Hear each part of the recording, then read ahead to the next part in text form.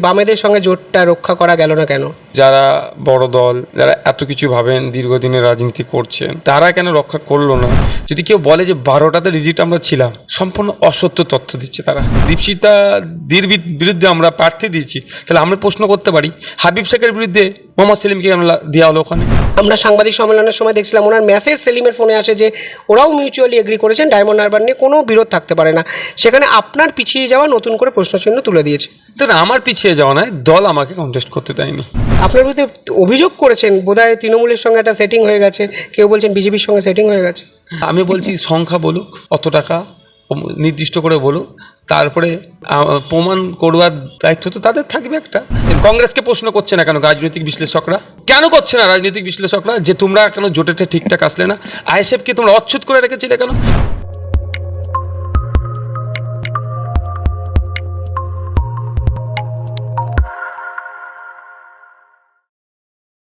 নমস্কার, আপনারা দেখছেন দ্য ইন্ডিপেন্ডেন্ট বেঙ্গল। আমি শিবম। যার একটা সিদ্ধান্ত রীতিমতো রাজনৈতিক মহলকে উত্তাল করে তুলেছে এবং রাজনৈতিক সমীকরণ বঙ্গ রাজনীতিকে যদি বলা হয় টালমাটাল এক অদ্ভুত অস্থিরতার মধ্যে ফেলেছেন, সেই নওশাদ সিদ্দিকী আমার সঙ্গে এই মুহূর্তে আছেন। নওশাদ ভাই, প্রথমে অনেক দিন পর দেখা এবং দ্য ইন্ডিপেন্ডেন্ট বেঙ্গলে আপনাকে স্বাগত। কেমন আছেন? আমি দেখছিলাম আপনার পোস্টার মালদা, মুর্শিদাবাদ, বসিরহাট বিভিন্ন জায়গায় দৌড়ঝাঁপ করছেন। চলছে, গরম পড়ছে, ভোট আসছে, চলে যাচ্ছে, কাজ করতে হবে, যে লক্ষ্যে ডেবেছি লক্ষ্য পূরণ করতেই হবে। ভোট আসছে, একদম সরাসরি প্রশ্নে আসি, বামেদের সঙ্গে জোটটা রক্ষা করা গেল না কেন?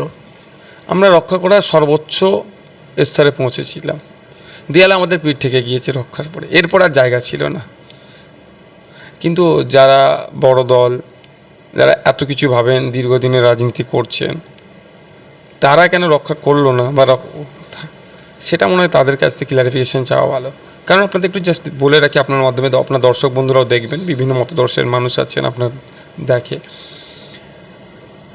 শ্রীরামপুর আর মুর্শিদাবাদ নিয়ে সমস্যাটা দাঁড়িয়েছিল। মুর্শিদাবাদে আমাদের জেলা প্রেসিডেন্ট দাঁড়িয়েছিল, আবার মুর্শিদাবাদে সিপিআইএমের রাজ্য সম্পাদক দাঁড়িয়েছে।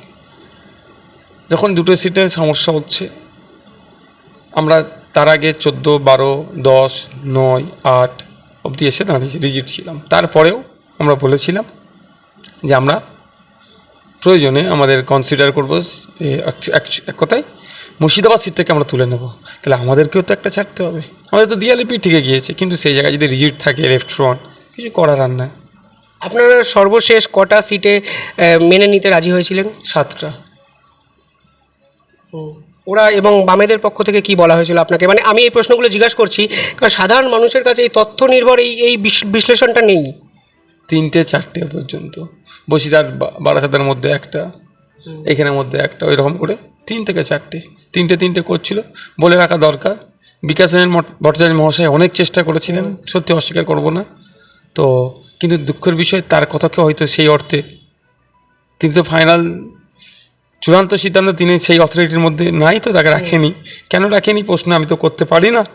তার গ্রহণযোগ্যতা, তার রাজনৈতিক অভিজ্ঞতা, তার আইনি লড়াই, লোকসভা রাজ্যসভার মধ্যে লড়াই, কেন রাখেনি সেই প্রশ্ন আমি বলতে পারি না, দলের অভ্যন্তরীণ ব্যাপার। কিন্তু উনি অনেক চেষ্টা করার পরে 3-এ রিজিট ছিল, তারা 3 থেকে 4-এ উঠেছিল। ওনার আলোচনার পরিপ্রেক্ষিতে 4 উঠেছিল। এবার ওনার সাথে আলোচনা করতে গিয়ে আমরা কিন্তু 12 থেকে একদম 10-এ নেমে গিয়েছিলাম, তারও নিচে নামতে নামতে 8 পর্যন্ত চলে এসেছিলাম। নওশাদ ভাই, যেটা বলা হচ্ছে বামেদের পক্ষ থেকে যে আপনি একটা বিধানসভা নিঃসন্দেহে জিতেছেন, আপনাদের সংযুক্ত মোর্চা জিতেছে বলা হচ্ছে, সেখান থেকে 12টা লোকসভা সিট চাওয়া, যেখানে 42টা মোটে সিট, শরিক দল আছে, সেটা কতটা যুক্তিযুক্ত বলে মনে হয় আপনার? দেখুন, আমরা যদি 27টা চাই, 28টা চাই, আমরা আমাদের দিক থেকে যুক্তি খাড়া করব, তাই না? আমরা তো আমাদের যুক্তি দেব, কিন্তু জোটের স্বার্থে আমরা 14-20 ওপরে লড়াই করতাম এককভাবে, সেটা নেবে 14তে এসেছিলাম। 14 থেকে বলেছিলাম যে 3, 14, 42, কংগ্রেস যদি 14, লেফট ফ্রন্ট 14 বা আইএসএফ 14, এইভাবে একটা করেছিলাম। সেগুলো আমাদেরকে বোঝানো হলো বা বললো সেক্ষেত্রে আমাদেরও স্যাক্রিফাইস করতে হবে, করতে করতে কিন্তু 7-এ নেমেছি। যদি কেউ বলে যে 12টাতে রিজিট আমরা ছিলাম, সম্পূর্ণ অসত্য তথ্য দিচ্ছে তারা, যদি কেউ বলে থাকে।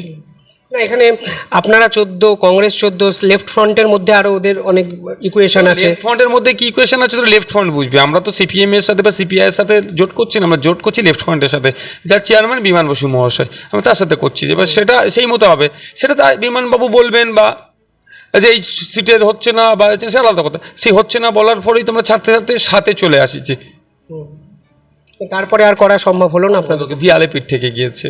বললাম তো একটা জায়গায় এসে দাঁড়িয়েছে, মিনিমাইজটা শুধু শ্রীরামপুরটাকে আর আর মুর্শিদাবাদকে।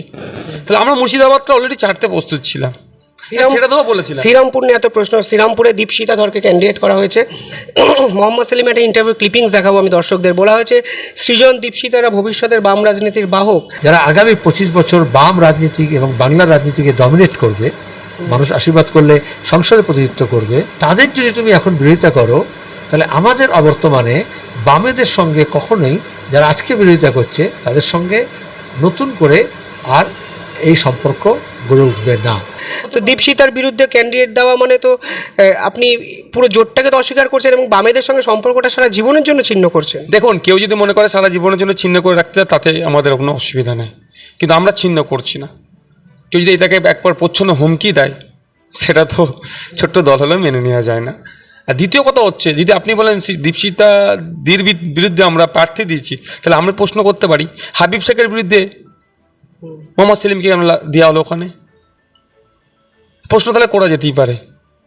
এবার সেটাও আবারও বলে রাখি, জোটের ভিতরে অনেক আলোচনা আছে, সব আলোচনা হয়তো পাবলিক ডোমেনে ডিসক্লোজ করা অনুচিত হবে।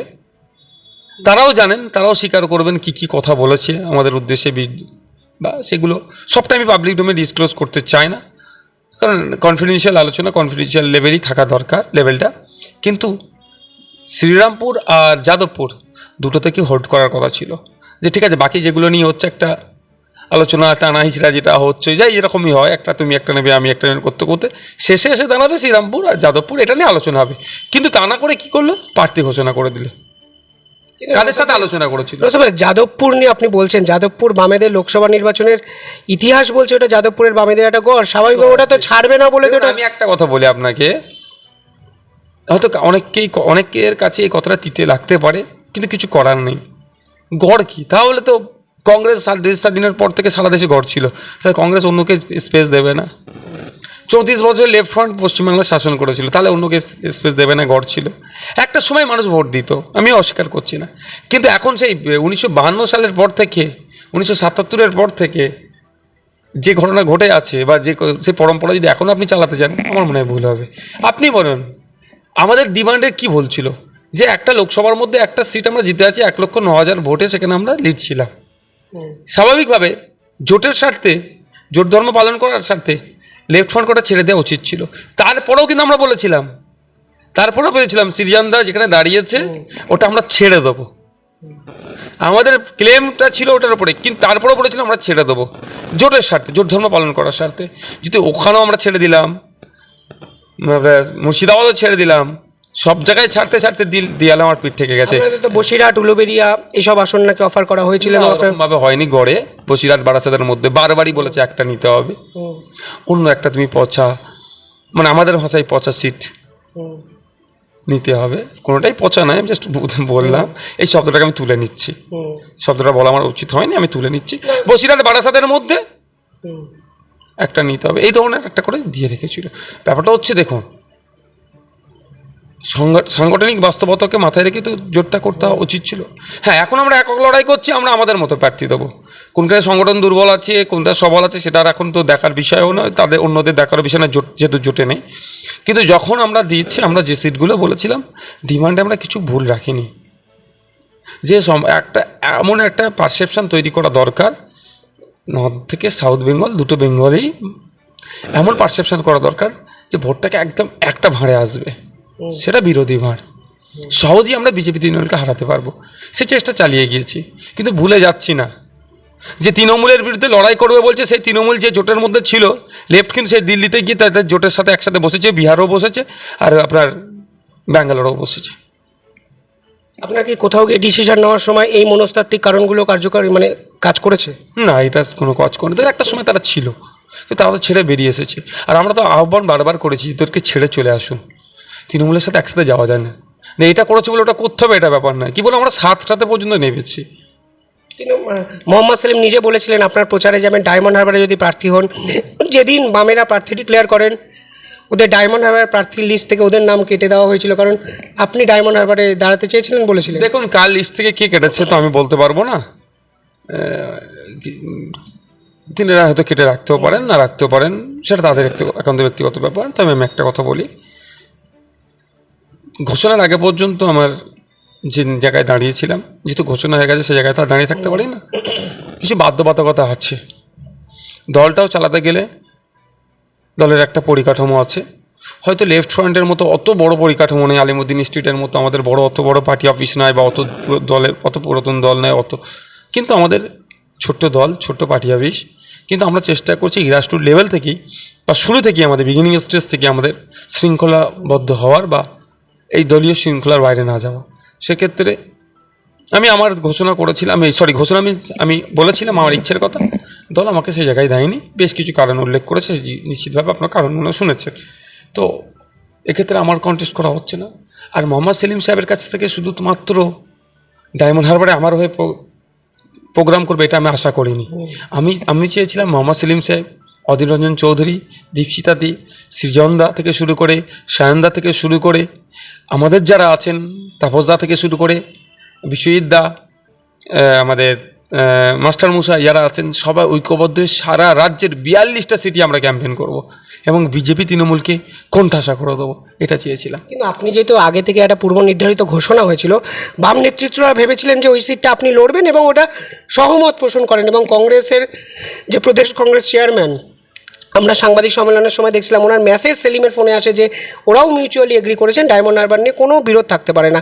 সেখানে আপনার পিছিয়ে যাওয়া নতুন করে প্রশ্নচিহ্ন তুলে দিয়েছে। দেখুন আমার পিছিয়ে যাওয়া নয়, দল আমাকে কন্টেস্ট করতে দেয়নি। দল ভাইজান আপনার আইএসএফ এর দলে তো আপনি চেয়ারম্যান, আপনার তো এইটা তো এটা দারুণ একটা কোশ্চেন করলেন, থ্যাংক ইউ আপনাকে। আপনার মাধ্যমে আমাদের দলের বুথ লেভেলের কর্মীরাও দেখবে নিশ্চিতভাবে এই ভিডিওটা। আপনার ভিডিও ভালো ভিউজ হয়, গঠনমূলক আপনি সমালোচনা করেন, গঠনমূলক সমালোচনা করেন, এটা হওয়া দরকার। আপনার স্বতন্ত্রতা বজায় রেখে কোনো পার্টির পক্ষে বাস না হয়ে আপনি আপনার গঠন করুন, এটা মানুষ দেখে, ভালো জিনিস। তো আমাদের বুথ লেভেলের কর্মীরাও কিন্তু গতকালকের পর থেকে একটা জিনিস তারা বুঝতে পেরেছে, মেসেজ গিয়েছে দলের চেয়ারম্যান থেকে শুরু করে বুথের সভাপতি পর্যন্ত, দল যেটা বলবে সেটা করতে হবে।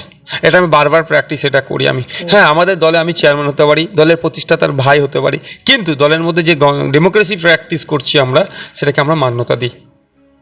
একটা পোস্ট বাকি সব ল্যাম্প পোস্ট, এটা ব্যাপার না। আপনাকে পারমিশন দিল না কেন? বেশ কিছু কারণ তো দেখিয়েছে, গতকাল কি বলেছি একটু আমাদের দর্শকদের আলোকপাত করেন। বেশ কিছু কারণ দেখিয়েছে যেটা পাবলিক ডোমেনে রেখেছে, আরও কিছু যেটা পাবলিক ডোমেনে আনেনি। তার মধ্যে হচ্ছে বিধানসভা কার্যত বিরোধী শূন্য হয়ে যাবে। বিজেপি তৃণমূলের বাইনারি ওরা বাইরে তৈরি করছে, বিধানসভার মধ্যে তারা নাটক করছে। আনিসের হয়ে কথা বলারও লোক থাকবে না, বিশ্বজিৎ মণ্ডলের হয়ে কথা বলারও লোক থাকবে না, চোপড়া থেকে শুরু করে দেউচা পাঁচামির থেকে শুরু করে যে অন্যায় অত্যাচার হচ্ছে তাদের হয়ে কথা বলার লোক থাকবে না। সেই জন্য তারা একটা দিয়েছে। আর একটা হচ্ছে একাধিক সিট থেকে কিন্তু আমাকে ডিমান্ড করেছিল আমাদের ওই পার্লামেন্টারি যে কমিটি আছে সে থেকে, তাদের কথা মাথায় রেখেছে। ক্যাম্পেনের একটা বিষয় থাকছে। আরও একটা যেটা বিষয় হচ্ছে, শুধুমাত্র ডায়মন্ড হারবার নয়, সত্যি ডায়মন্ড হারবারে যেভাবে সন্ত্রাস হয়, মানুষের কন্ট্রোল হয়, সারা রাজ্যের মানুষকে মুক্তি দেওয়ার লক্ষ্যে আরও বেশ কিছু বিষয় আছে যেটা হিডেন আছে। হয়তো আগামী দিনে আমাদের রাজ্য কমিটি এটাকে যদি জনমানুষে আনা প্রয়োজন বোধ করে, তখন প্রয়োজন আমাদের সবার সম্মতিক্রমে সংখ্যাগরিষ্ঠতা মত থাকলে সেগুলো নিশ্চিতভাবে নিয়ে আসবে। এই সমস্ত ব্যাপারগুলোকে সামনে রেখে অব্যাহতি দিয়েছে। কিন্তু নাম আমি নয়, শুধুমাত্র আমি নয়, আমাদের রাজ্য কমিটির আরও বেশ কিছু গুরুত্বপূর্ণ যারা দায়িত্বশীলেরা আছেন তাদেরও কন্টেস্ট করানোর জন্য মতামত উঠে এসেছিলো, তাদেরকে বিরত রাখা হয়েছে। ভাইজান আমি কাউকে ছোট করছি না, কিন্তু পলিটিক্যাল ফেসে তো একটা নামটা ফ্যাক্টর। আপনার লড়াই আমরা দেখেছি, আপনি জেলে ছিলেন, আপনি বিরোধী মুখ হিসাবে এস্টাবলিশমেন্ট পেয়েছেন এই রাজ্যে। সেখানে অভিষেক ব্যানার্জির বিরুদ্ধে আপনি ক্যান্ডিডেট হবেন বা আপনি আগ্রহ প্রকাশ করেছেন, এটা সাধারণ মানুষের একটা প্রত্যাশা। সেখানে আপনার দল ক্যান্ডিডেট দিতেই পারে এবং যিনি ক্যান্ডিডেট দিয়েছেন মজনু নস্কর সম্ভবত। এই দুয়ের প্রভেদ এটা তো বিস্তর দাদা। আমি প্রথমে বলি, সত্যি যেটা আপনি বলছেন মানুষের যেটা আশা, সত্যিকারের কথা, এটা আমি অস্বীকার করব না। আমি রাস্তাঘাট থেকে শুরু করে, জানেন আপনারাও দেখিয়েছেন, আমি মানুষের সাথে একটু মিশে থাকতে পছন্দ করি। ওই ভিআইপি স্ট্যাটাস নিয়ে চলার থেকে আমি মানুষের সাথে মিশে থাকার বেশি চেষ্টা করি, কারণ কি হচ্ছে কি চলছে সেই খবরটা পাওয়া যাবে। হেভি সংখ্যার ওই মানুষ কিন্তু আমাকে ডায়মন্ড হারবার দাঁড়াবার কথা বলেছি। কারণটা কি, যে অন্যায় অত্যাচার করেছে সারা রাজ্যে সংগঠিত হয়েছে, দলের সেকেন্ড ইন কমান্ডের কতটা ভূমিকা সকলে আমরা ভালো করে জানি। হ্যাঁ, সেটা তাদের আশা ছিল, কিন্তু দুঃখের বিষয় হচ্ছে তারা যেমন আশা করছে ডায়মন্ড হারবার মুক্ত হওয়া দরকার, তাদের জন্য হয়তো একটু খারাপ লাগছে, কিন্তু আমাদের লক্ষ্য হচ্ছে বাংলাকে সন্ত্রাসমুক্ত করা। আমাদের পার্টি ডিসিশন নিয়েছে।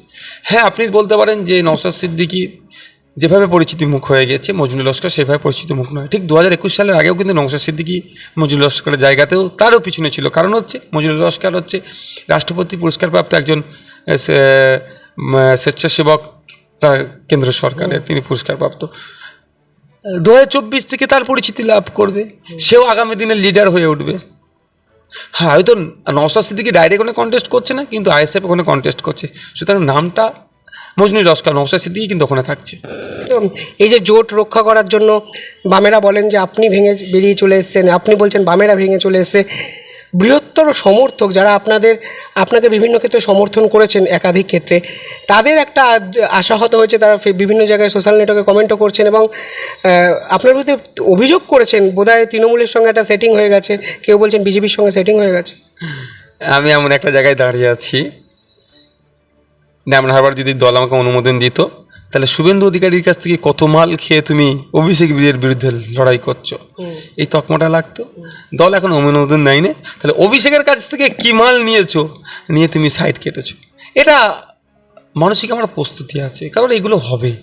যদি আপনাকে চ্যালেঞ্জ করে আপনি কি বলবেন যে তুমি সেটিং করেছো টাকা নিয়ে? তা আমি বলছি সংখ্যা বলুক, অত টাকা নির্দিষ্ট করে বলুক, তারপরে প্রমাণ করবার দায়িত্ব তো তাদের থাকবে একটা। দ্বিতীয় হচ্ছে সেই লেভেলের লোক যদি বলে তার বিরুদ্ধে কীভাবে কি আইনত ব্যবস্থা গ্রহণ করা যায়। একটা বুথের কর্মী বলছে, লেফট ফ্রন্টের একটা কংগ্রেসের বুথের কর্মী যদি বলে কেউ কোনো করে দিলে, সে তাতে সময় নষ্ট করা অনুচিত। যদি হাই লেভেলের কেউ কিছু বলে, সেটিং পেটিং কবে কোথায় কত টাকা নিয়েছে, এরকম দায়িত্ব নিয়ে বলুক। তারপরে যেভাবে শওকত মোল্লা আমার নামে মিথ্যা অভিযোগ করেছিল, কোর্টে নিয়ে এসছে, 30 তারিখও ডেট আছে তার, তো কোর্টে নিয়ে আসবো তাকে প্রয়োজনে মানহানি মামলা করে, কারণ মেনে নেওয়া যাবে না তো, কারণ আমি অভিযোগ লাগিয়ে দেবো। দাদা আমি এই ধরনের একটা কথা যেটা বললেন যে বামপন্থীরা পাশে দেখেছিল, অবশ্যই তাদেরকে ধন্যবাদ জানাই, রেকগনাইজ করেছি তাদের, আমার পাশে যখন ছিল সেটা বলেছি। আজকেও আমি আপনার চ্যানেলের মাধ্যমে নিজেকে সংযুক্ত মোর্চার বিধায়ক বলছি। অনেকে অনেক ফেসবুকে কমেন্ট করছে, পক্ষে বিপক্ষে লিখছে, গালাগালি দিচ্ছে, অনেক কিছু বলছে, বিতর্কে আমি যাব না। আমি আমার যারা আমার টিম আছে ফেসবুকে, তারা আমাকে স্ক্রিনশট পাঠাচ্ছেন, ভদ্রলোকেও অনেকে অনেক কিছু মন্তব্য করছে। শুধু আপনার মাধ্যমে একটা কথাই বলবো, যে সমালোচনা করার রাইট প্রত্যেকের আছে, প্রত্যেকের আছে। আমি দাঁড়ালেও সমালোচনা করতো, দল অনুমোদন দেয়নি, সমালোচনা করছে, রাইট আছে, কিন্তু ভাষা সংযত করে করুন। এমন করবেন না আপনার অজান্তেই আপনি বামপন্থায় বিশ্বাসী বলছেন, আপনি যে শ্রেণী সংগ্রাম করে তাকে আপনার অজান্তেই আপনি গালাগালি দিয়ে ফেলছেন, তাকে আপনি কটূক্তি করছেন। এক্ষেত্রে ভাষা সংযত করুন।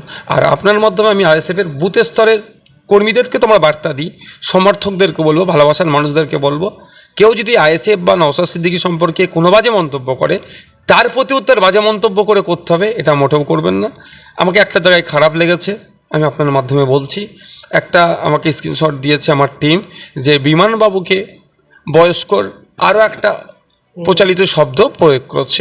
আমি অনুরোধ করব, বিমানবাবু যথেষ্ট সিনিয়র লিডার পশ্চিমবাংলার রাজনীতিতে, ওনাদের মতো লিডার থাকা দরকার আমি বলে মনে করি। কোনো মতেই নওশাদ সিদ্দিকীকে ভালোবেসে, আইএসএফকে ভালোবেসে অন্য কোনো রাজনৈতিক দলের, যে কোনো রাজনৈতিক দল হোক না কেন, বামপন্থী হোক, সিপিএম হোক, কংগ্রেস হোক, যে কোনো রাজনৈতিক দলের নেতাদের বা তার পার্টি সম্পর্কে কোনো এমন শব্দ ব্যবহার করবেন না যেটা আইএসএফকে ব্যবহার করলে কষ্ট লাগবে, আপনাদের ভালোবাসার মানুষ নওশাদ সিদ্দিকীকে সম্পর্কে ব্যবহার করলে কষ্ট লাগবে, বিশ্বজিৎ দাস সম্পর্কে ব্যবহার করলে কষ্ট লাগবে। এক কথায় অবাঞ্ছিত, অসংসদীয় কোনো শব্দ ব্যবহার করবেন না, এটা আমি আমার কর্মী সমর্থকদের উদ্দেশ্যে বলবো।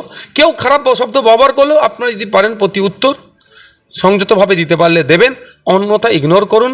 ওই টাইমটা বুথে গিয়ে দুটো মানুষকে বিজেপি এবং তৃণমূলের বিরুদ্ধে লড়াই করার জন্য করতে হবে, শক্তিশালী হতে হবে, আইএসএফের হাত শক্ত করার কথা বলুন।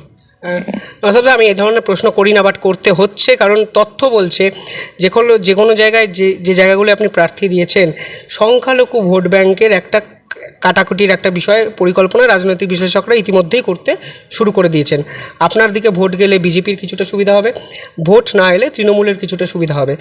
ফলে এই বিষয়টা আপনি কীভাবে দেখেন, এবং প্রার্থী চয়ন এবং কেন্দ্র বাছাই করার দিকে এটা তো নিশ্চয়ই আপনার কাছেও মাথায় ছিল দাদা? ব্যাপারটা হচ্ছে প্রতি ইলেকশনের আগে না এই ধরনের ইস্যু খাড়া করে। 2021-এর নির্বাচনের আগে আমরা যখন পার্টি তৈরি করবো বলে প্রচার শুরু করেছিলাম, তখন অনেক বুদ্ধিজীবীরাও, এখন তার মধ্যে অনেকে পড়বে, কি দরকার আছে, বিজেপি এসে যাবে, যেভাবে বিজেপি পারসেপশন তৈরি করে দিয়েছিল না, যেন বিজেপি চলে আসছে। বিজেপি বাংলার মাটি অত সহজ নয়, কোনো সাম্প্রদায়িক শক্তিকে বাংলাতে স্থান দেবে না, সেটা বাংলার মাটি দেখিয়ে দিচ্ছে।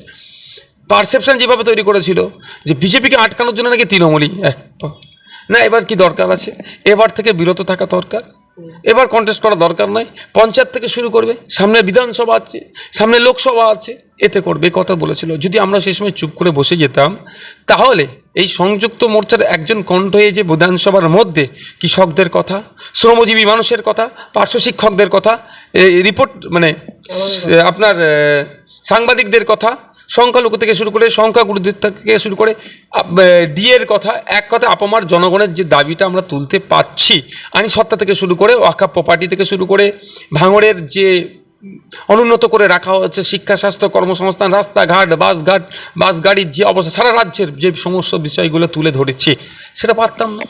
তো সুতরাং অনেকে অনেক কিছু বলবে, আমাকে আমার লক্ষ্যে পৌঁছাতে হবে। আমার লক্ষ্য যদি হয় যে আমার জনপ্রতিনিধিকে জনগণের জনপ্রতিনিধি বানিয়ে পার্লামেন্টে পাঠাবো, আইনসভার মধ্যে গিয়ে জনগণের কথা বলতে হবে, তাহলে এইগুলোকে ইগনোর করতে হবে।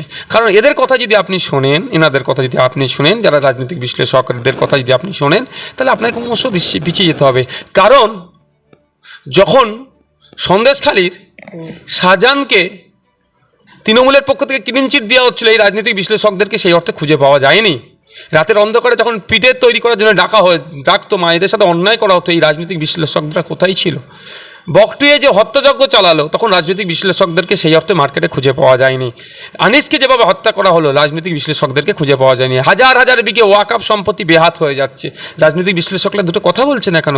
ঈদের সময়ে একদিন ছুটি যেভাবে পাচ্ছে, 3 দিন ঈদের জন্য ছুটি চাইছে। কারণ কেউ যদি শিলিগুড়িতে একজন চাকরি করে, ঈদের যদি হুগলিতে আসে, তাকে কি করতে হচ্ছে?